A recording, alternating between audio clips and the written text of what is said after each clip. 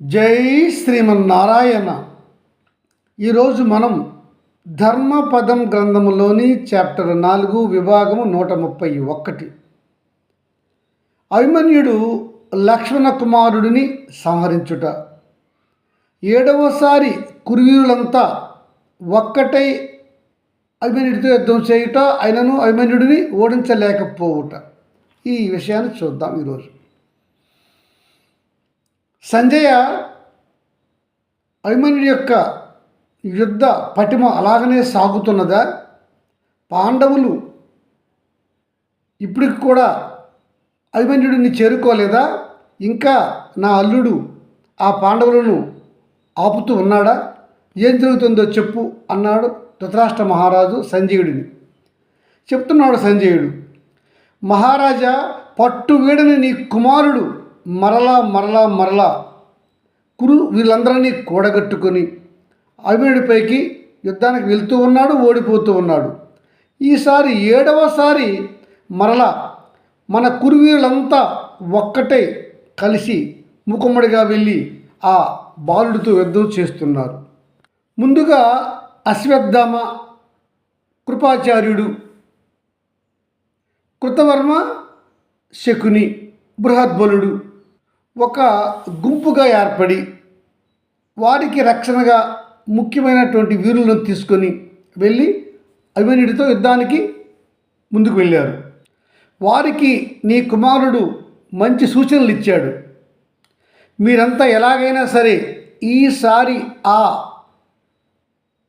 చిచ్చర పిడుగు అభిమన్యుడిని సంహరించే రావాలి. ధర్మమో అధర్మమో నాకు తెలియదు, ఏ విధంగానైనా సరే అతన్ని మీరు సంహరించి రావాలి. లేకుంటే మన సైన్యం ఇంకా మిగలదు, మన వీరులు ఇంకా మిగలదు. ఇంకా ఈ రోజుతో కురుక్షేత్ర యుద్ధమే ఆగిపోతుంది. అది జ్ఞాపకం ఉంచుకోండి అని గట్టిగా చెప్పాడు ఆ వీరులకు నీ కుమారుడు. ఇలా అశ్వత్థామ, కృపాచార్యుడు, కృతవర్మ, శకుని, బృహద్బలుడు ఒక్కటిగా వెళ్ళి ఆ బాలుడితో తీవ్రంగా యుద్ధం చేశారు. కానీ ఎంతసేపు చేయలేకపోయారు. వీరంతా అస్త్రశస్త్రాలను ఆ బాలుడిపై ప్రయోగించగా వాటికి తగిన అస్త్రశస్త్రాలతో వాడన్నిటిని కూడా వమ్ము చేసి మన వీరులకు ఎముకలు విరగ్గొట్టేశాడు. చాలామందికి చర్మం ఊడిపోయింది, రక్తం కారుతూ ఉన్నది. వీరంతా కూడా ఇంకా ఆ అభిమన్యుడి యొక్క బాణాల తీవ్రతకు తట్టుకోలేక వెన్నిచ్చి అందరూ వెనక్కి పారిపోతూ వచ్చేసారు. అయితే నీ మనుమడు ఉన్నాడు కదా, లక్ష్మణ కుమారుడు, దుర్యోధనుని పుత్రుడు, అతడు మాత్రము నేను ఈ అభిమన్యుడిని సంహరిస్తాను అని పలుకుతూ అతడి ముందుకు యుద్ధానికి వెళ్ళాడు నీ మనుమడు. ఇద్దరు నీ మనుమలు యుద్ధం చేస్తున్నారు. అయ్యో సంజయ, నా మనుమడు లక్ష్మణుడు ఆ వీర కిషోరుతో యుద్ధంకి వెళ్ళాడా? మహామహులే అతనికి యుద్ధం చేయలేక వెన్నిచ్చి పారిపోతుంటే ఈ పిల్లకాయ ఎందుకు వెళ్ళాడు యుద్ధానికి? అయ్యయ్యో, ఎందుకు, ఏం జరుగుతుందో చూసి చెప్పు అన్నాడు. ఇలా లక్ష్మణ కుమారుడు యుద్ధం చేస్తున్నాడు అభిమన్యుడితో. చూశాడు నీ జ్యేష్ఠ కుమారుడు దుర్యోధనుడు. అయ్యో, నా కుమారుడు యుద్ధానికి వెళ్ళాడే, పదండి అని అందరి వీరుల్ని పోగు చేసి లక్ష్మణ కుమారుడికి సహాయంగా తీసుకుపోయాడు నీ జ్యేష్ఠ కుమారుడు దుర్యోధనుడు. అంతమంది ముఖ్య వీరులు, కురువీరులు వచ్చి లక్ష్మణ కుమారుడితో బాటుగా అభిమన్యుడిని ఎదిరించి యుద్ధం చేస్తున్నారు. కానీ అసలు ఎటువంటి బెరుకు లేదు, బెంగ లేదు, భయము లేదు, వెనుకడుగు వేయలేదు ఆ అభిమన్యుడు. ఉదయం ఏ విధంగా ఏ పటిమతో యుద్ధం చేశాడో ఇప్పుడు కూడా అదే పటిమతో యుద్ధం చేస్తూనే ఉన్నాడు. అతడికి అలసటయే లేదు.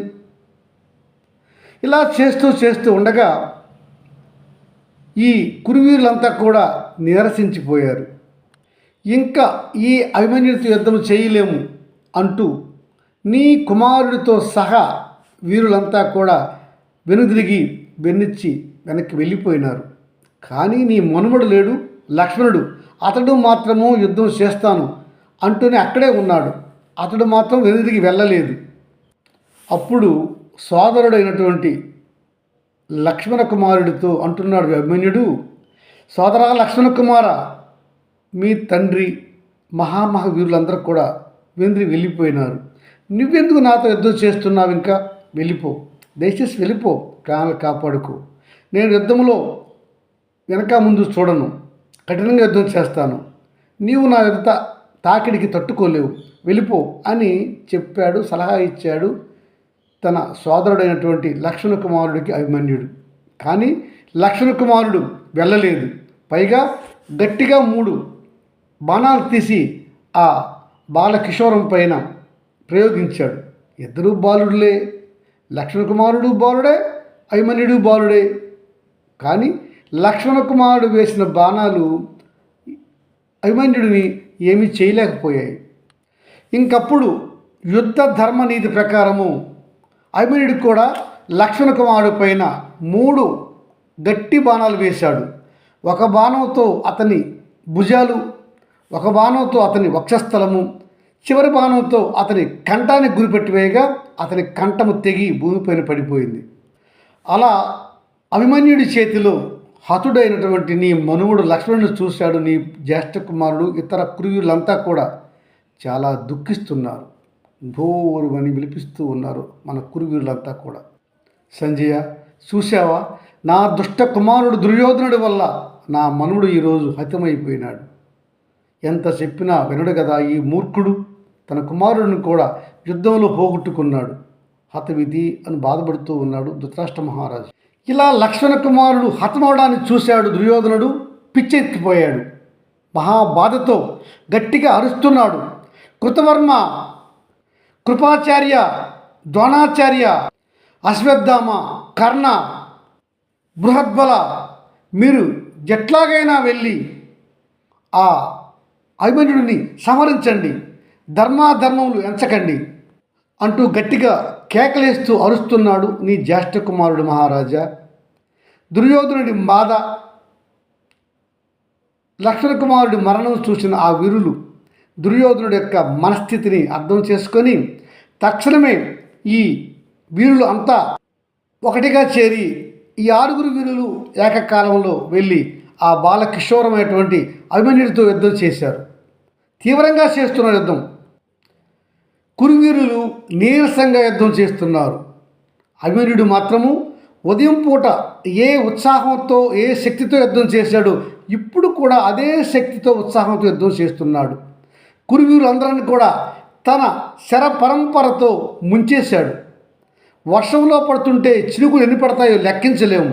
అలాగునే ఆ బాలకిషోరం అభిమన్యుడి యొక్క ధనస్సు నుంచి ఎన్ని అస్త్రశస్త్రములు బయటికి వస్తున్నాయో, ఎవరిపైన పడుతున్నాయో ఎవరు ఊహించలేకపోతున్నారు. 4 వైపులా ఉన్నటువంటి 6 వీరులను తన అస్త్రశస్త్రాలతో కొట్టి కొట్టి ముంచేశాడు అభిమన్యుడు. మహా కురుశ్రేష్ఠ వీరులైన ద్రోణుడు, అశ్వత్థామ, కర్ణుడు కూడా ఆ బాలుడు ముందు నిలవలేక ఇంకా మనము ఈ బాలకిషోరాన్ని మనం జయించలేము, అభిమన్యుడితో యుద్ధం చేయడం మన వల్ల కాదు అని అనుకుంటున్నారు అంతా వీరులు. అలా అనుకొని ఇంకా ఈ అభిమన్యుడిని మనం గెలవలేము అనుకుంటూ వారంతా వెనుదిరిగారు. అభిమన్యుడి యొక్క యుద్ధ ప్రతాపం మాత్రము తగ్గలేదు, యుద్ధ పటిమా తగ్గలేదు. అలాగనే కురు సైన్యాన్ని హరిస్తూ వస్తున్నాడు ఆ బాలకిషోరం అభిమన్యుడు. ఇలా 7వసారి కూడా కురువీరులు అంతా మూకుమ్మడిగా వచ్చి కూడా ఆ బాలకిషోరం అభిమన్యుడిని ఓడించలేక వెన్నిచ్చి వెనదిరిగి వెళ్ళిపోయినారు. జై శ్రీమన్నారాయణ.